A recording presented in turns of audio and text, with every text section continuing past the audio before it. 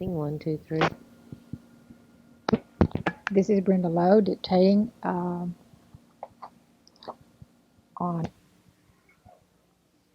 What's your full name Vernon Neve, and your age?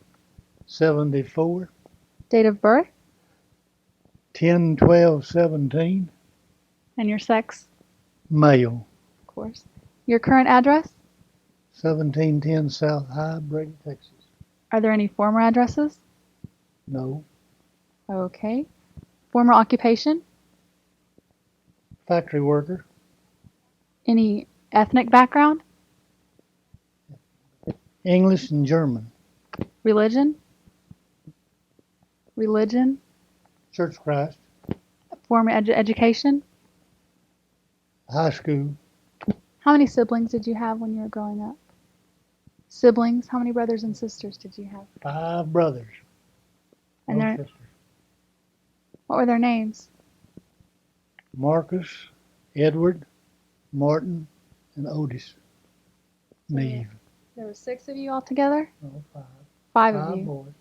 Okay. Anything you remember about your mother? Any particular? Mother? She was a little bitty person, weighed at most about 108 pounds. And one of the best cooks in the world, I guess. Any particular favorite dish that she made that you liked? What? Dish. Meal. Meal? Yeah. Oh, any of my favorite meal? I always like dinner time with the family. What kind of meal, just whatever they had cooked. Do you remember anything about your father? Yes, my daddy was a hard-working man and a nice family man, a Christian man.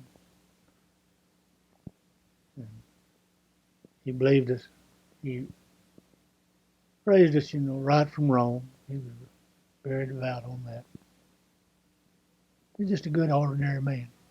Do you remember the first car your family had? T. It was a Model T, but I don't remember what year. I remember he bought a 1925 Model T, and we drove it to Buckhorn, New Mexico. Took 3 days and 3 nights. Do you remember the first car you had? Yeah, it was a 41 two-door Ford. Bought it after the war, World War II. That was my first car. Did you save up a lot of money to buy it? Well, what little bit I saved in the way of bonds and stuff like that while I was in the service, the way I bought it. Do you remember your childhood home? The home you lived in as a child? Yes. I lived in one place for 30 years. It's still standing today. 4 miles south of the little town of Malvin. And I lived there till I went to the war and then come back home, married, and moved away and come back and lived on the place. And moved toward Brady, finally ended up living in Brady. Been living in Brady 40 years. What did you do for entertainment when you were a child?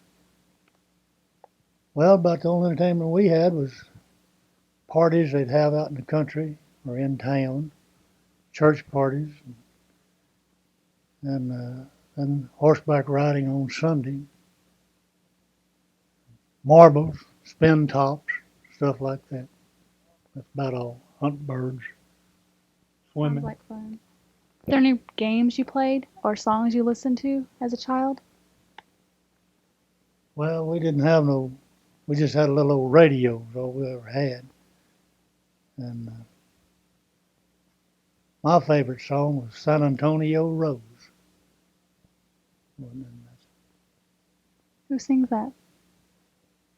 Bob Wells. Bob Wells, I believe it was. Yeah, Bob Wells. At what age did you start dating? Oh, I guess I started dating around about Well, 18 or 19, really dating before I could get a car. Back in our days, you couldn't get your car, you know. You didn't, with with four older brothers, it's hard to get a car. I understand. We just, uh, regular dates, I was out of school before I really started really dating. 136, 1936. I started dating long about then. When did you meet my grandmother?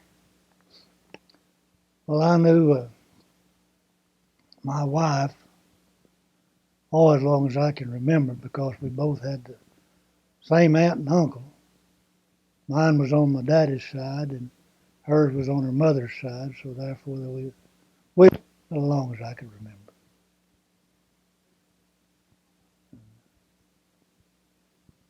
How'd y'all decide to get married? How did we decide to get married? Yeah. We were driving down the road and I asked her to marry me after the war.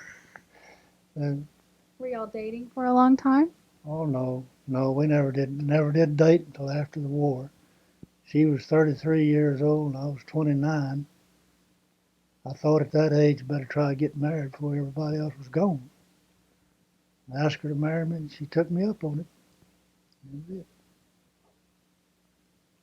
Did your family take any special vacations that you can remember? Yes, we used to go to the little town of Christoval once a year, and my daddy would take some of the mineral baths, and we'd swim in the Concho River. And we used to go fishing on the San Saba River down to the little town of Voki. We didn't get too many vacations.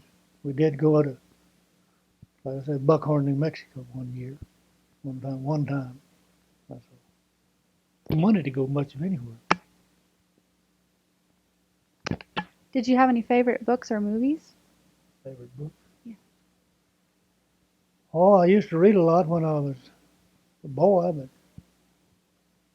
there was a magazine that had stories in it. I forget what the magazine was. And I'd check books out of the library and read them, but I don't really remember what books they were now. They weren't westerns or anything like that. Any movies? Well, in my day, you didn't have well, you had them, but you never hardly ever get to go to them after I was practically grown. Before I ever got to go to movies. Back in the late 30s, early 40s. Boy, I was big enough to get the car. Stuff like that. That's about all. What holidays were celebrated as you were growing up in your family? Oh, we only celebrated Christmas. About the only thing we ever celebrated was Christmas. Did you celebrate it in the traditional way that we do now? We would take off maybe on what was Memorial Day then, but it's Veterans Day now. We usually, one or two holidays a year is all we ever celebrate. Did you celebrate Christmas the same way we celebrate it now? No, Christmas now is commercial. Back when I was a kid, Christmas was Christmas, and we only had no more than a week of it at the most. What I mean by that was of course, you didn't have TV and stuff that you can advertise like they do now, but our day, Christmas was usually just one day. That is it. It's over with. Do you remember any present that you got that you really liked? Yeah, I got a little red wagon and a tricycle. And I flat rode that tricycle. It was an iron wheel, had little iron wheels on it. And I flat rode that thing, let it just come all to pieces. How were birthdays celebrated? You just had a birthday and that's it. Did you get presents? No, never did get no presents for birthday. No, never did. Did y'all celebrate, like, if you lost a tooth or anything? Did you have a tooth fairy or anything like that like we have now? Lost tooth? Lost tooth. No, I didn't remember doing nothing but tying tying a string on my tooth and tying it to the bed, back of the bed, and fall off the bed and pull it. That's about all I remember. Only celebrating we did. I don't ever remember the tooth fairy ever coming to me. Don't ever remember. Of course, we was poor folks. Do you remember any superstitions that your family had about any certain things? No, I don't remember any superstitions. I was always, I never did like to cross have a black cat run in front of me. Always that, but I don't guess it hurt anything. Do you remember any of your favorite foods? No. My favorite food was chocolate pie and fried chicken. That's about all we didn't, we just had good old down to earth food. That's all there was to it. This fancy stuff. They just didn't have it in my day. They had it, but we didn't do it. We didn't eat it. Were there any particular dishes that our family made? Any particular meals or dishes or certain foods that just our family made or anything like that? Now, what family are you talking about? Ours. Oh, our family? Ours. Me, you, and your Oh, we just have meals. That's all I remember. I mean, what I mean, Yeah. no real. Or maybe a salad of some kind or something or another. I don't know. I don't remember nothing special about food that way. How did you get your nickname? Tell us about your nickname. I want to hear that. Speck, well, when I was born, I had more freckles on my face than a guinea egg. And I just growed up being called Speck. And when I was a young man, I got glasses. I didn't really need them, but I thought I did. And Daddy take me down and they put some glasses on me, just plain glass. And I really got to be known as Speck then. You know, And it just stuck. And we still call you that today. I think that's my name. There's a lot of people think Speck is my name. And tell them, well, I don't know Vernon Neve, but I know Speck Neve. Does any of your other family have nicknames? I had one brother. The next oldest brother was a real heavy set. We called him Fat. His name was Edward, and he finally got to being called Ed. And then I had a brother just older than me that his name was Martin. We had a Mexican family that lived on a place across from us from where we lived out there at Malvern, named Martinez. And when he's a little boy,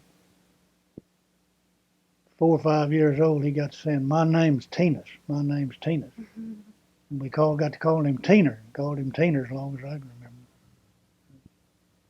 How did you refer to your grandparents? What did you call them? What names? Granddaddy and grandmother.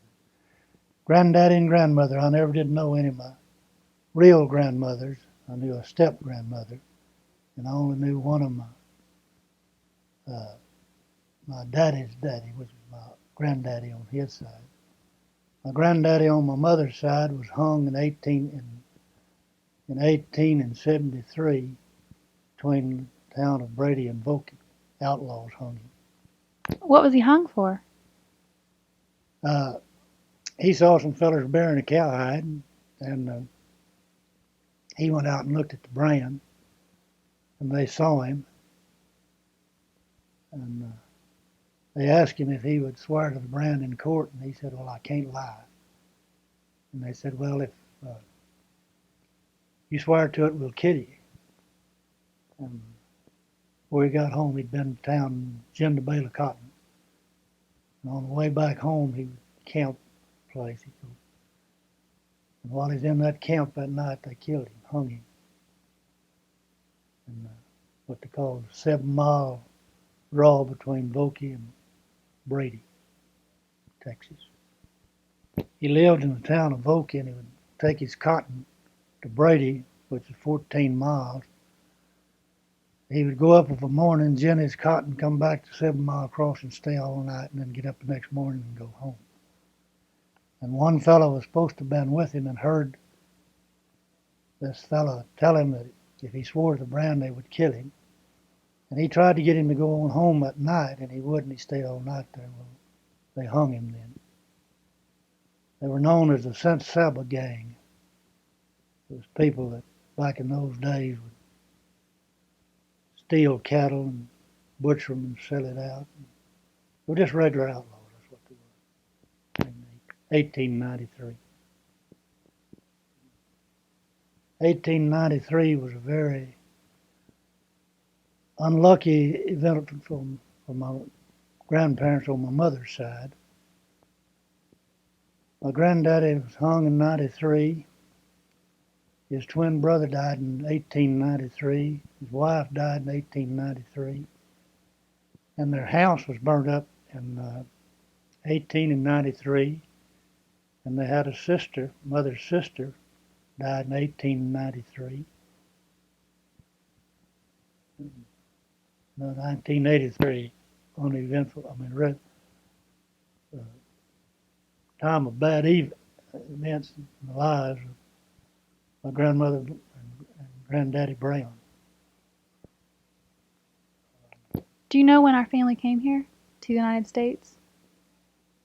Well, they come in the 1800s, but now just the exact dates I don't know. My daddy's granddaddy came from England, and his mother, my daddy's grandmother, was German, come from Germany. Settled in Victoria, Texas, in the early 1800s. I don't know the exact date. And that's where they met and married. And daddy's daddy was born in Goliad, Texas. That's the town where they have the Mexican fight down there, where they butchered so many of the American soldiers down there on the Battle of Goliad.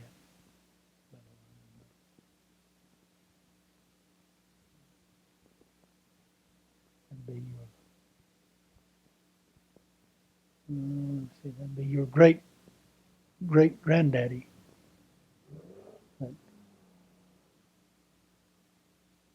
Granddaddy, daddy's granddaddy. My great. Anyway, it'd be four generations back. 1, 2, 3, 4. Yeah, be 4 generations back. Did our family have any colorful sayings or that they used to say? Colorful sayings? Yeah.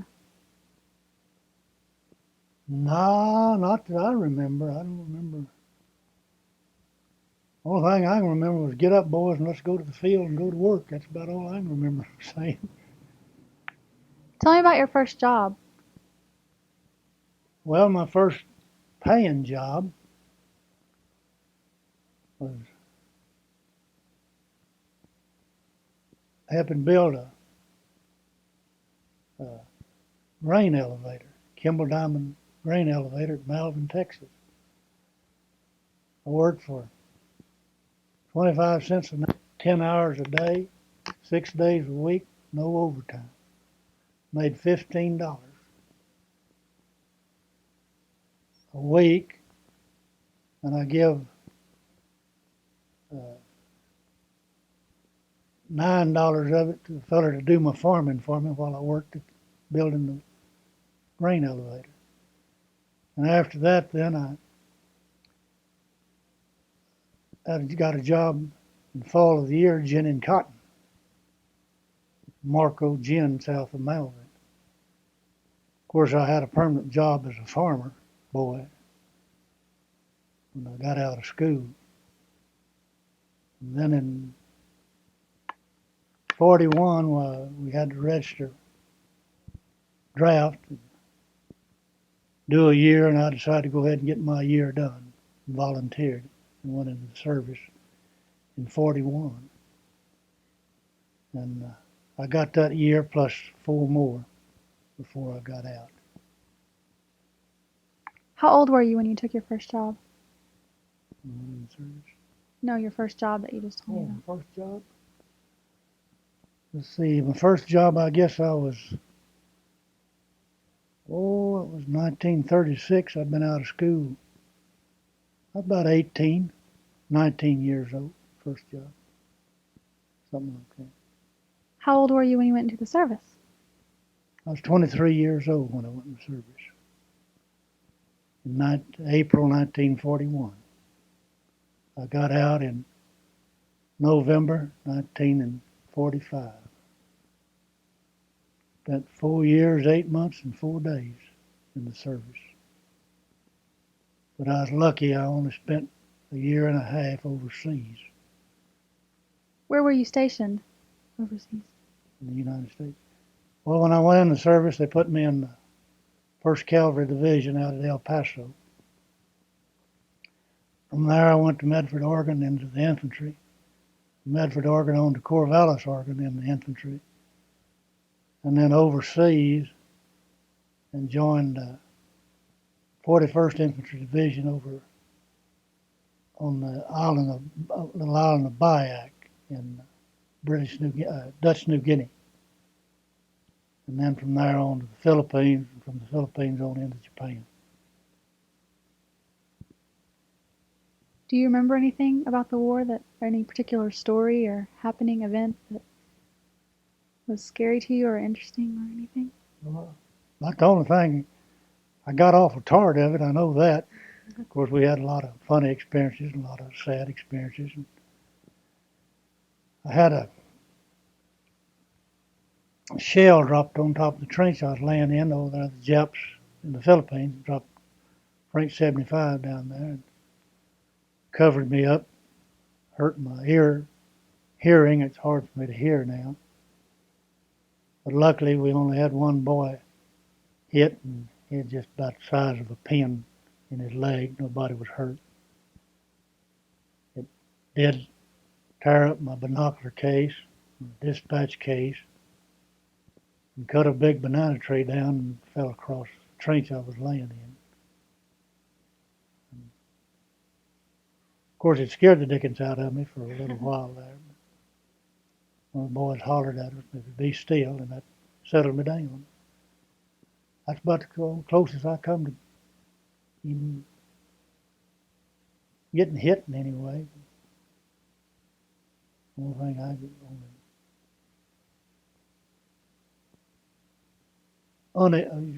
eventful or uneventful, however you want to look at it. Nobody was hurt. That was a good part.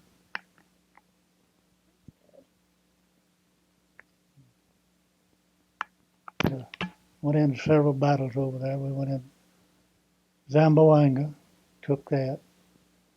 Then we went over to Davao in the Philippines and helped the boys over there on outposts and first one thing and another. And really didn't engage in any battles. We directed a little artillery fire. I was in a 105 artillery cannon company, light artillery. And we were used for support fire from artillery. And on outposts and things like that.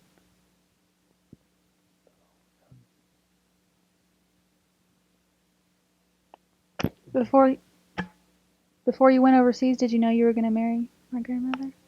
Oh, no. No, I wasn't about to get married while I was in the service. I saw too much of that stuff. Too many boys and girls jump up and get married and wouldn't live together 6 months. Or maybe the boy would be sent overseas and the girl would have a baby back home by herself. He'd get killed, or I just didn't want nothing like that to happen to me. I stayed single and after I got out of the war. And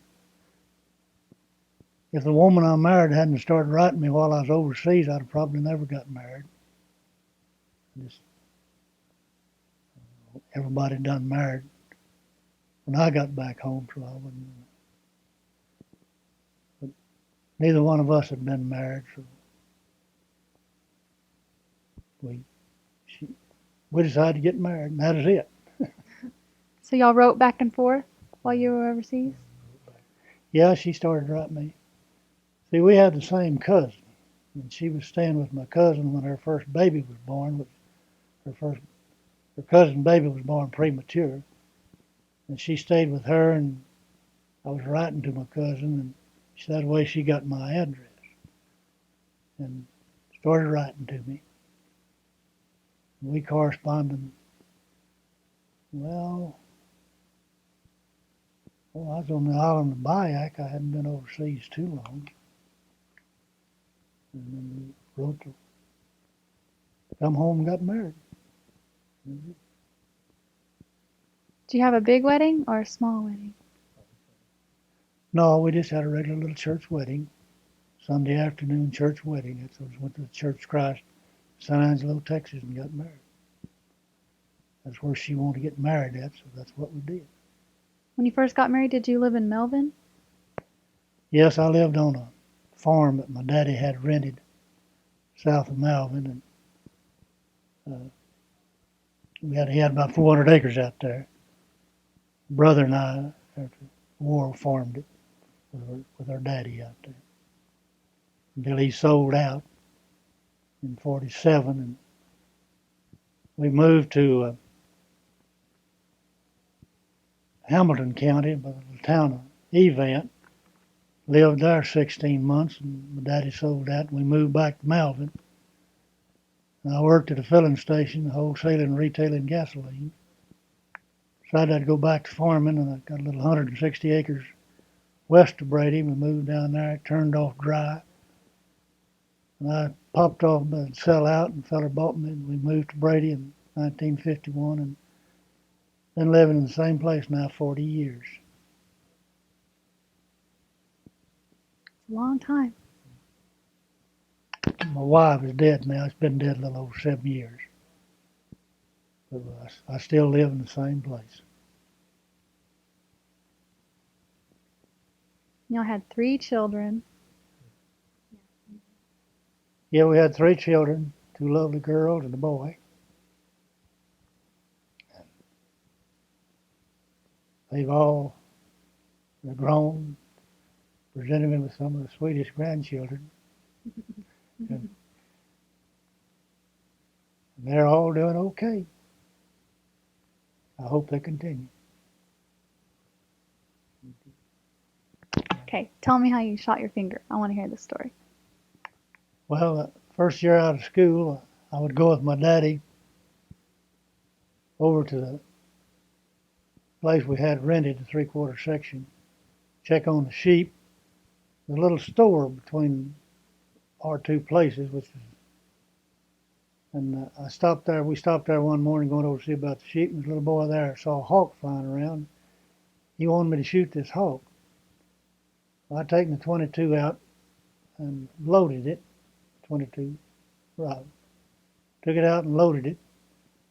The hammer, I pulled the hammer back and left it cocked, and forgot about it and put it back in the car, and we rode all over that 3/4 section.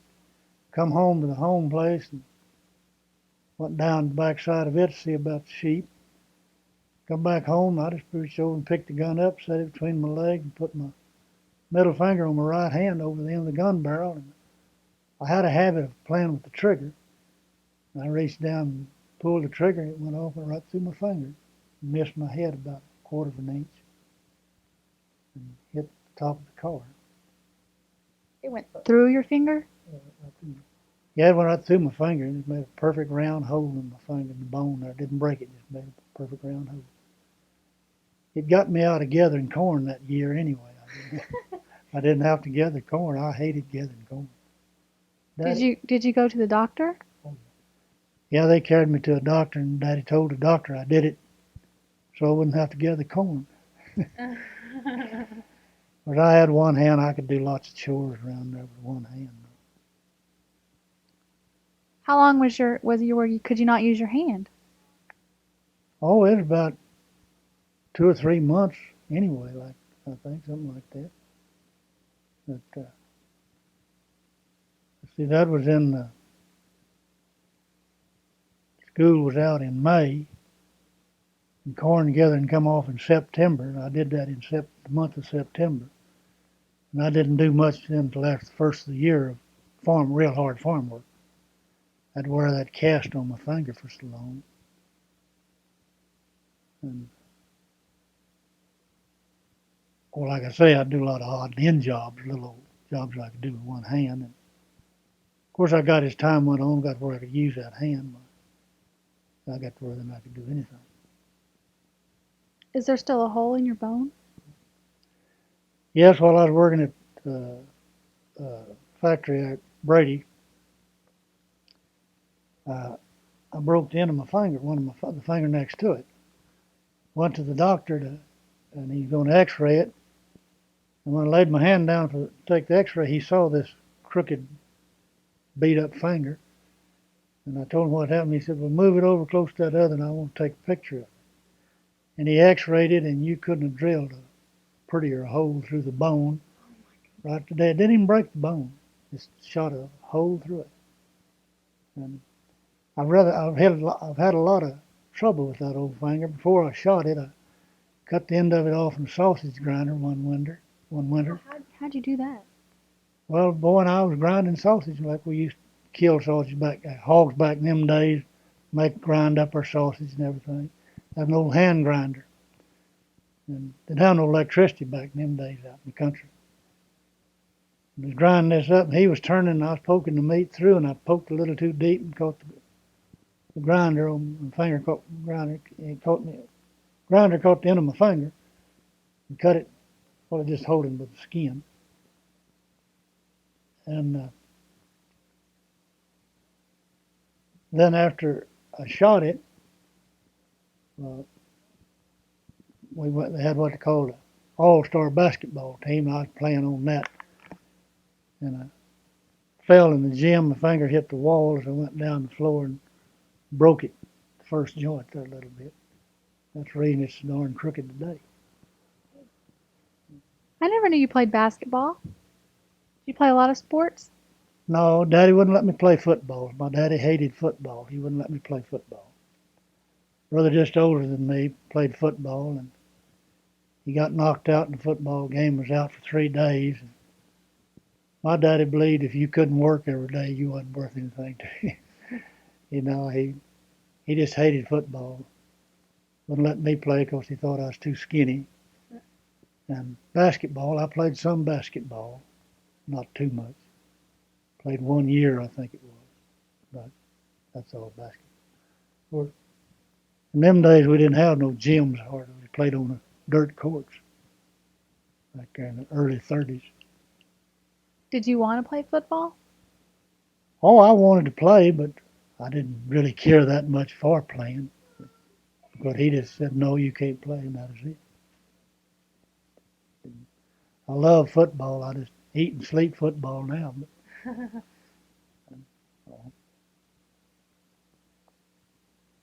he never would let me play. My grandmother was called Peaches. I want to know how she got that nickname. Well, her name was Alberta to start with, and her uncle, her mother's brother, always trucked, and he hauled a load of peaches in one day from Fredericksburg, Texas, into Brady, into Malvern, and she and our cousin, like I say, we had the same kinfolk, but she and I wasn't no kin. Anyway, they come in on this load of peaches, and Alberta said, "Well, I went and got a load of Alberta peaches with my uncle," and from that day on, everybody called her Peaches. And she's called Peach till the day she died. I know, we used to call her that too. Mimi Peaches. You know, grandkids called her Mimi Peaches. And you were just Granddaddy or Granddaddy Speck. Back as long as I can remember. Yeah. Still today, everybody calls me Speck. You still sign your name that way sometimes too. Yeah, I signed the name that way, just Speck. That's what everybody called me. Just a habit, I guess. Well, thank you very much for letting me interview you. I hope it does you some good. Thank you.